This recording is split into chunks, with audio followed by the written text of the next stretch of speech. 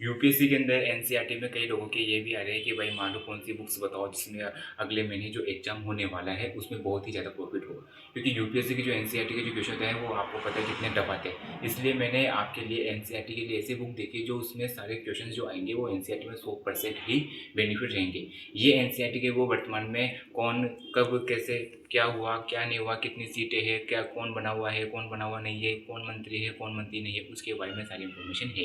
ये एनसीईआरटी की बुक आपके बहुत ही काम में आने वाली है, जो मैं अभी आपको बताने वाला हूँ। और इसके साथ अगर आपको ये भी देखना होगा कि एनसीईआरटी में सबसे इंपॉर्टेंट टॉपिक कौन से हैं जो कि वर्तमान में ही पूछे जाते हैं, क्योंकि सबसे इंपॉर्टेंट तो करंट ही होती है। इसी के साथ मैं आपको अभी बताने वाला हूँ कि एनसीईआरटी की कौन सी बुक्स मेन।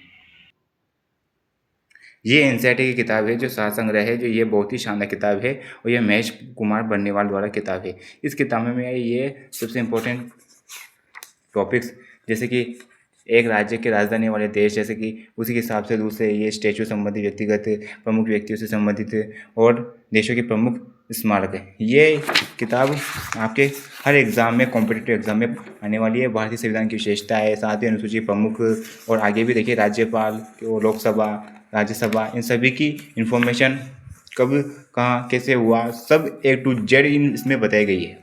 जनसंख्या, नगरीकरण, भूगोल से अंतर्गत और वायुमंडल से अंतर्गत कई चालकता, विद्युत धारा, इसमें फिजिक्स से भी रिलेटेड है, जो भी वो भी बहुत ही सबसे महत्वपूर्ण मानी जाती है। इसके साथ आप आगे भी दे सकते हैं, जैसे कि इसमें विविध तंत्रिका तंत्र, उत्सर्जन तंत्र, श्वसन तंत्र और जीवन की उत्पत्ति से संबंधित प्रमुख सिद्धांत के जैविक सिद्धांत आज दिल्ली सल्तनत के द्वारा बताया गया है। इसमें जो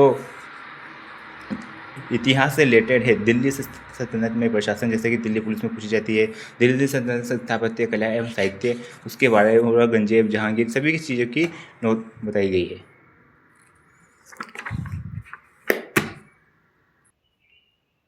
ये जो किताब है एनसीईआरटी की, इसी एनसीईआरटी किताब को आपको पढ़नी है और यही बहुत ही इंपॉर्टेंट है, क्योंकि कई बार ऐसे कहा जाता है भाई एनसीईआरटी इतनी टफ है, एनसीईआरटी इतनी टफ है। भाई ये जो इतने से जो पेजों की जो किताब है, अगर ये भी पढ़ लोगे ना तो भी एनसीईआरटी में बहुत ही लाभदायक है। इसी के साथ अगर आपको चैनल पसंद है और इस पर वीडियो पसंद है तो लाइक करिए, सब्सक्राइब करिए और शेयर कीजिए।